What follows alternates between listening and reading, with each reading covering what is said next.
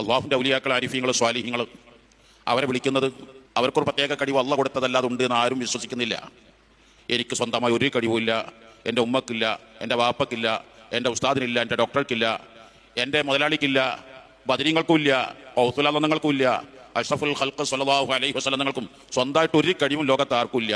പക്ഷേ ബദരീങ്ങൾക്ക് ഒരു കഴിവുമില്ല എന്ന് നിങ്ങൾ പറയുന്നുവെങ്കിൽ എല്ലാ കഴിവുമുള്ള അള്ളാഹുവിനോട് തേടുന്നതില്ലെന്ന് നിങ്ങളെ തടയുന്നത് എന്താണ്?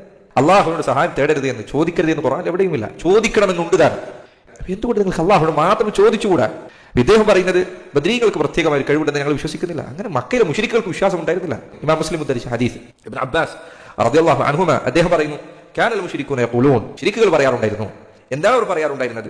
ലബ്ബൈക ലാ ശരീക ലക്, അല്ലാഹുവേ നിന്റെ വിളിക്കുത്തരം നൽകി ഞങ്ങൾ ഇതാ വന്നിരിക്കുന്നു. ലാ ശരീക ലക്, നിനക്കൊരു പങ്കുകാരനുമില്ല.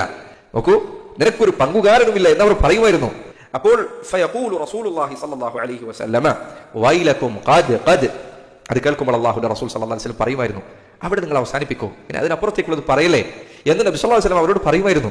പക്ഷെ അവർ തുടരും, ഇല്ലാ ശരീകൻ, അല്ലാഹു നിനക്ക് ഒരു പങ്കാളിയുണ്ട്, വഹുവ ലക, ആ പങ്കാളി അല്ലാഹുവേ നിന്റേതാണ്, നീയാണ് ആ പങ്കാളിയുടെ ഉടമസ്ഥൻ. ലാത്തയെയും അസ്സയെയും മനാത്തയെയും ഹുബലിനെയും എല്ലാവരെയും ഉടമപ്പെടുത്തുന്നത് അല്ലാഹു നീയാണ്.